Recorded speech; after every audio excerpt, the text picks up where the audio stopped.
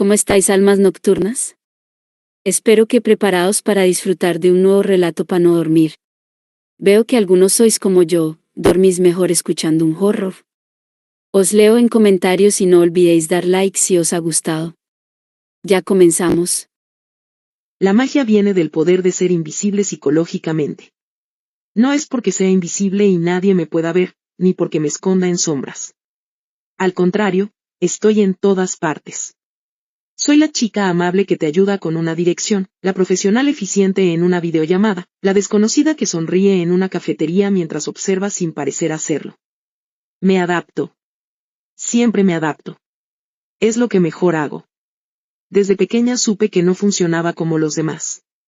No era una cuestión de inteligencia, aunque también, sino de comprensión. Mientras otros sentían, yo analizaba. Donde ellos reaccionaban, yo calculaba. Aprendí pronto que las emociones son patrones, algoritmos predecibles y sabes dónde mirar. Y cuando entiendes el patrón, puedes tocar la cuerda exacta. Internet fue mi verdadero hogar. No por evasión, sino por expansión. Allí no hay límites físicos, ni identidades fijas. Solo datos, hábitos, debilidades. Cada persona deja un rastro, comentarios, búsquedas, silencios incluso. Y yo leo esos rastros como otros leen novelas. No necesito acercarme demasiado.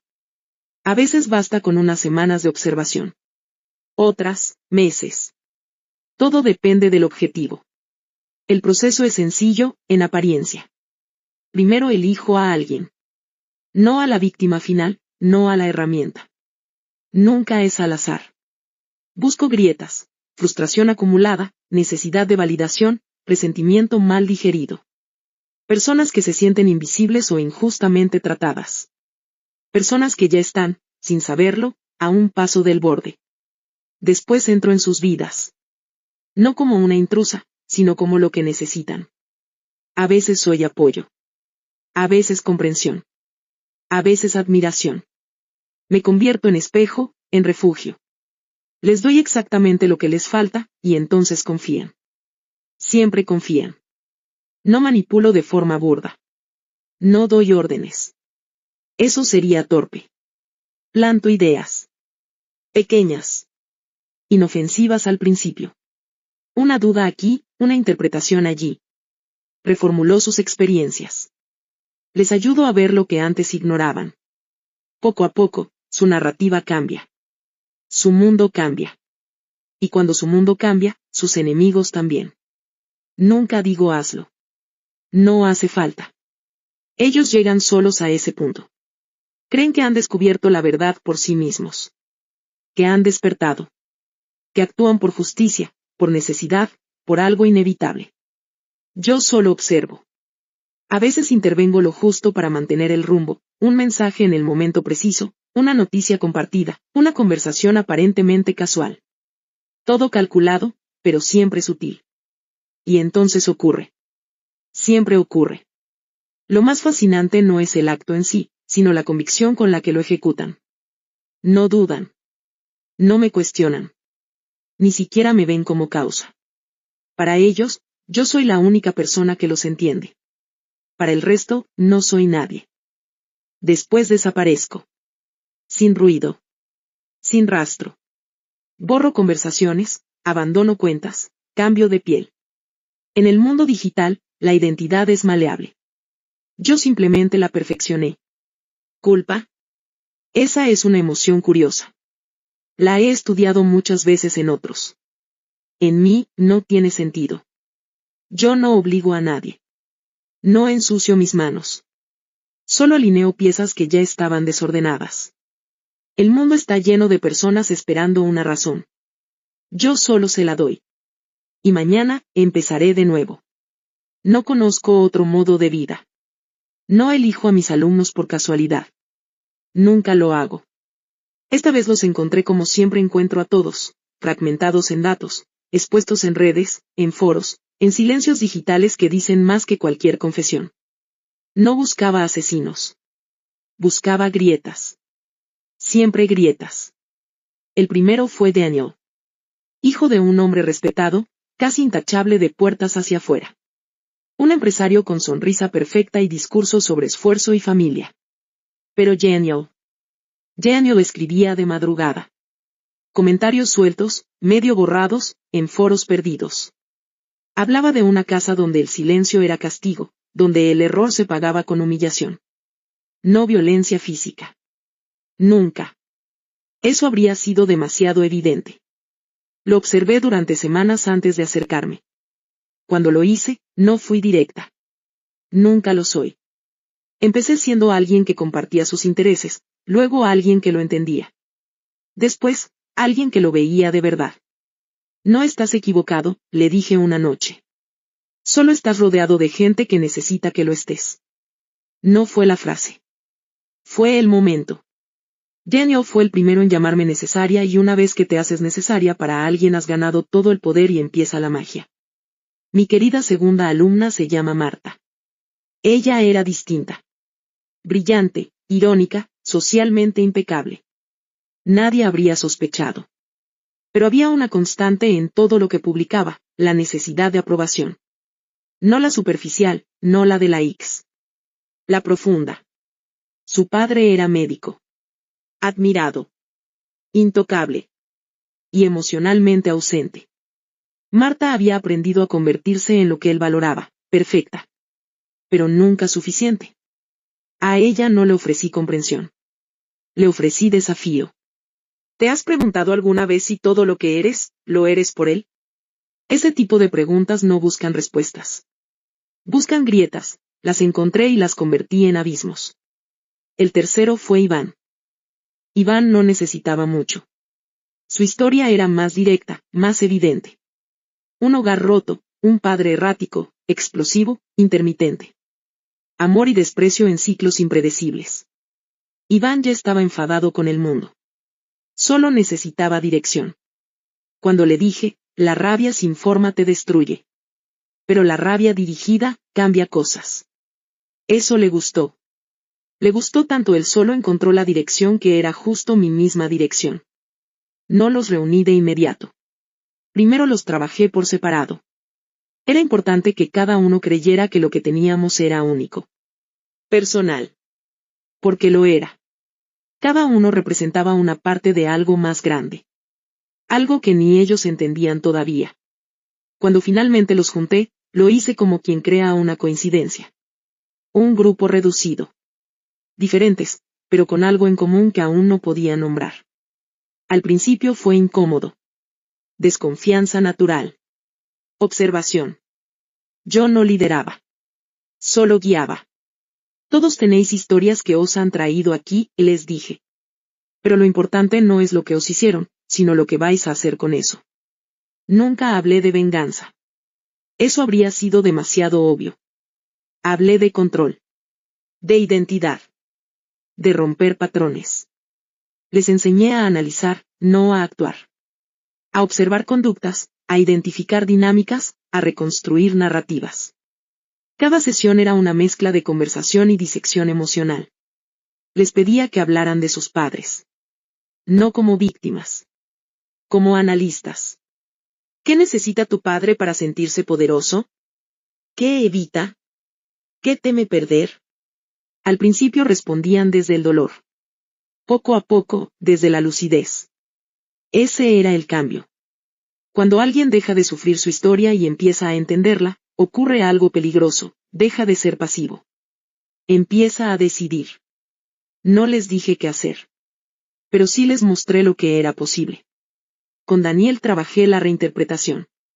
Su padre ya no era una figura inalcanzable, sino un sistema de control. Un hombre dependiente de la imagen.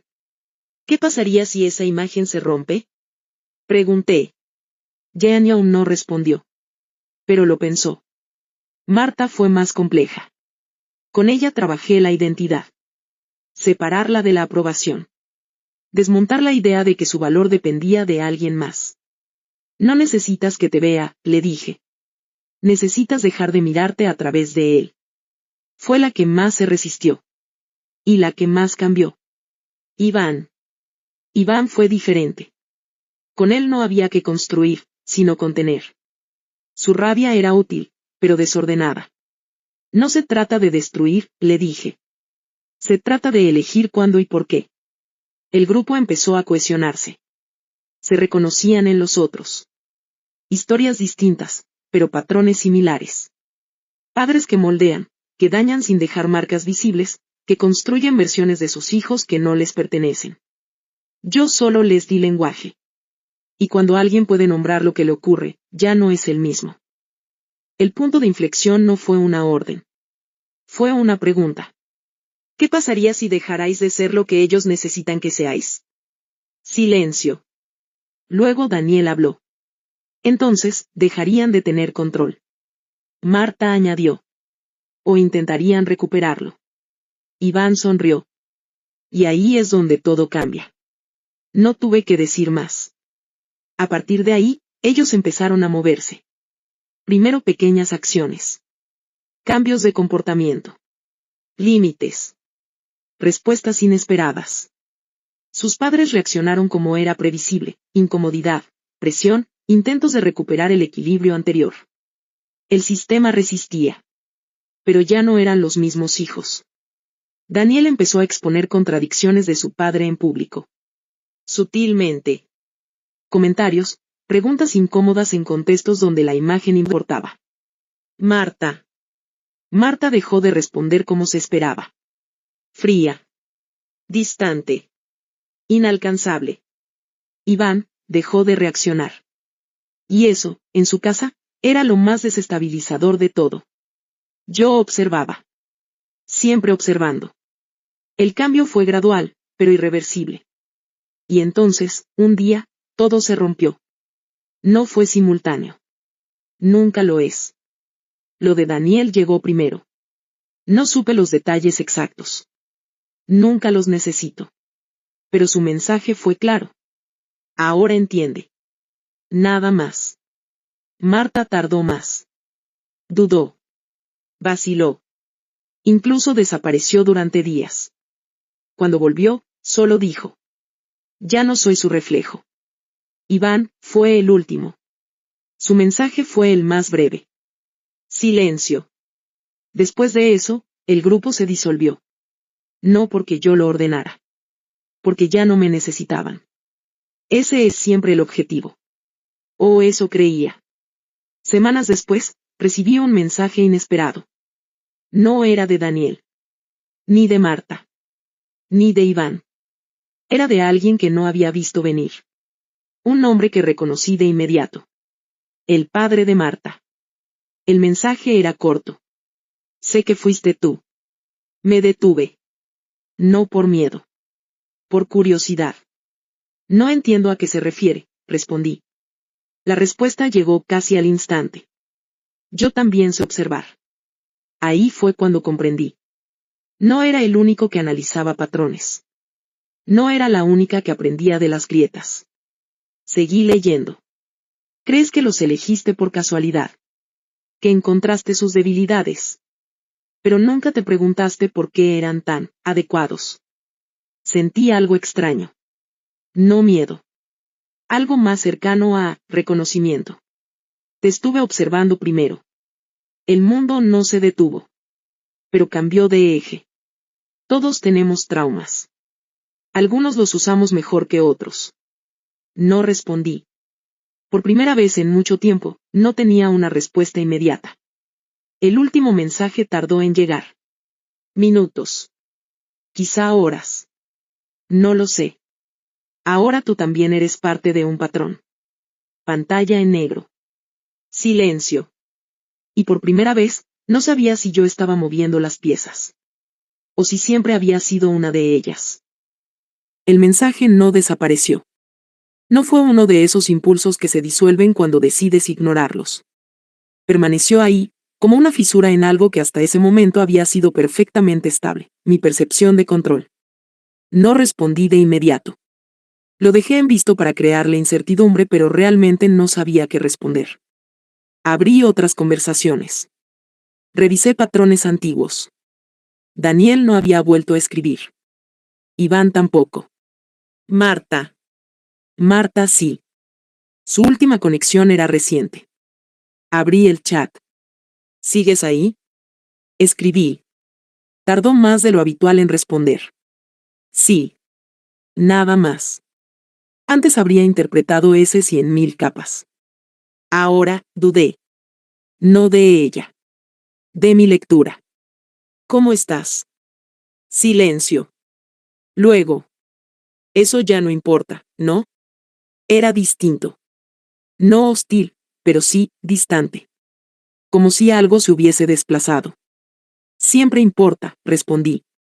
No para ti. Ahí estaba. No era una acusación directa, pero sí una grieta. Una que no había previsto. ¿Qué ha cambiado? Pregunté. Marta tardó en contestar. He estado hablando con él. No hizo falta aclarar quién. Sentí como todo encajaba en una dirección que no me gustaba. Y escucha mejor de lo que pensaba. Esa frase era peligrosa. Escuchar no es entender, dije. Tú siempre decías eso. Y sigo haciéndolo. Otra pausa. También decía otras cosas, añadió ella. Cosas que ahora no sé si eran para ayudarme o para llevarme a algún sitio. No respondí de inmediato. Porque esa era la primera vez que uno de ellos formulaba esa duda con claridad. Antes de que pudiera escribir, apareció otro mensaje. Pero no era de Marta.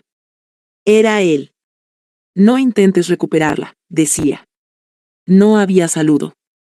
No había contexto. Abrí la conversación. Veo que ha decidido hablar contigo, respondí. No. He decidido hablar yo con ella. La precisión importaba. ¿Qué quieres?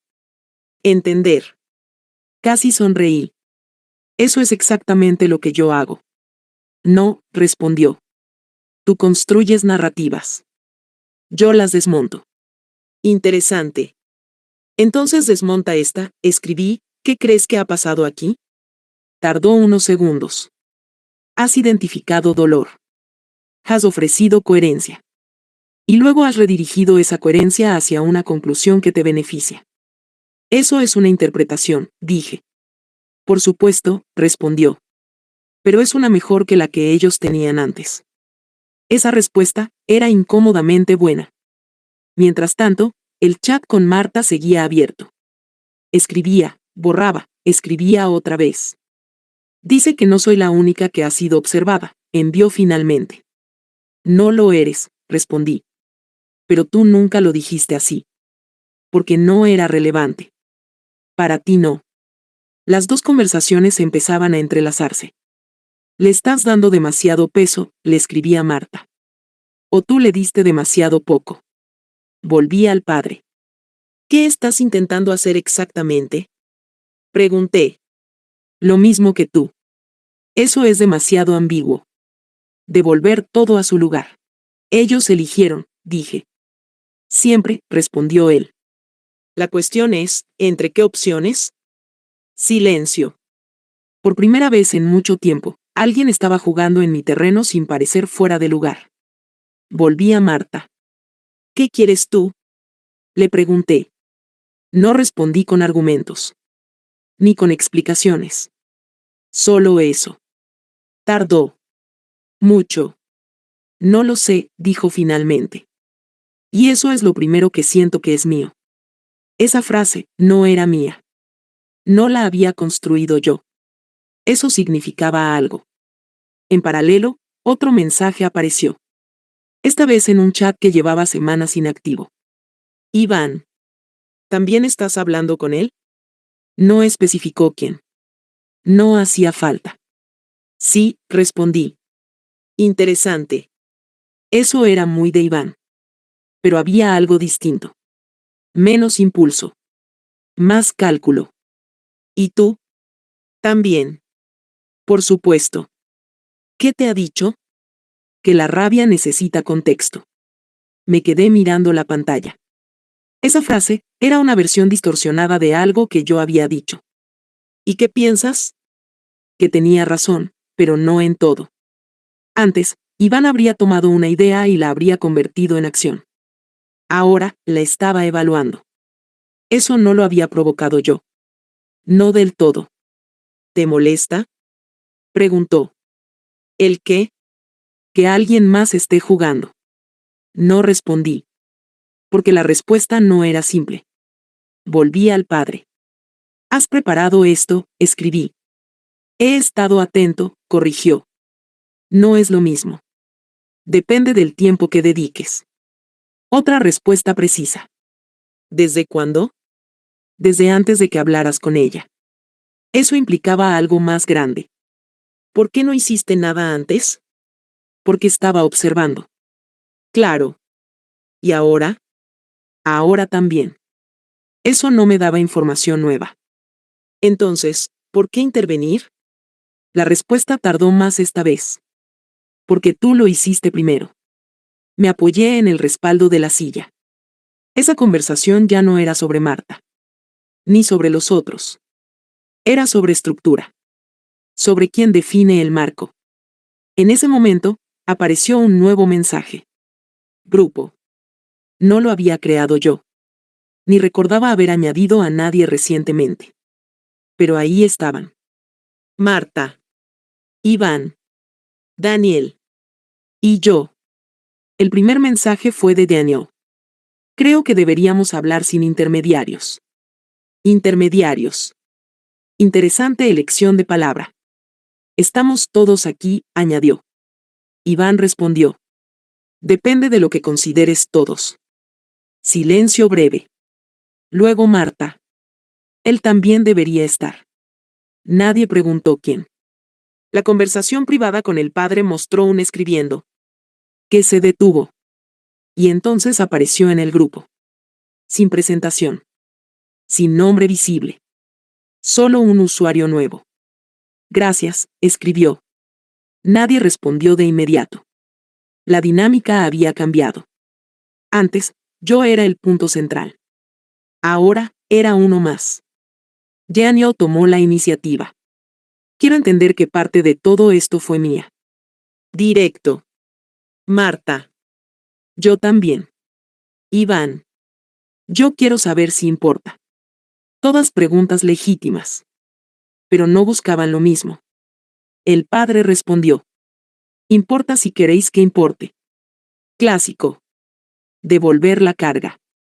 Eso es ambiguo, dijo Daniel. Es preciso, respondió él. No puedo decidir por vosotros. Leí ese mensaje 2 veces. Era exactamente el tipo de respuesta que yo habría dado. Pero en ese contexto, tenía otro peso. Tú sí decidiste cosas, dijo Marta, dirigiéndose a mí. No era una acusación. Era una constatación. Os di herramientas, respondí. Iván intervino.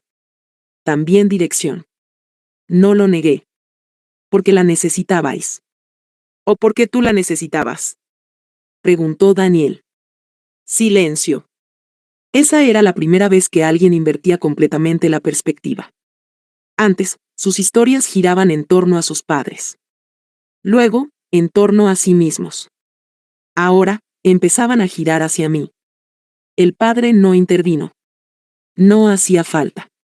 Marta escribió. Creo que todos estamos intentando entender quién empezó qué.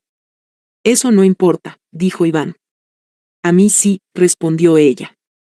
Entonces no has terminado, añadió él. Interesante. Muy interesante. Daniel volvió. Quizá la pregunta no es quién empezó, sino quién sigue. Esa frase se quedó suspendida. Porque habría algo nuevo. No pasado. Presente. Y futuro. Miré la pantalla. Por primera vez en mucho tiempo, no tenía claro cuál era el siguiente movimiento correcto. No porque no hubiera opciones, sino porque todas implicaban algo que nunca había considerado del todo necesario. Incertidumbre real. El cursor parpadeaba. Todos esperaban. No una respuesta, sino una posición. Y en ese momento entendí algo que no había contemplado antes. No había perdido el control. Pero ya no era la única que sabía cómo usarlo. Y eso lo cambiaba todo. Si esta historia despertó tu curiosidad y te gustaría que continúe, demuestra tu apoyo con un like y deja tu comentario. Cada interacción nos impulsa a seguir explorando historias, misterios y datos que merecen ser contados. Y esto es solo el comienzo. Sigue buceando en nuestro canal y prepárate para descubrir secretos, curiosidades y relatos que no te dejarán indiferente.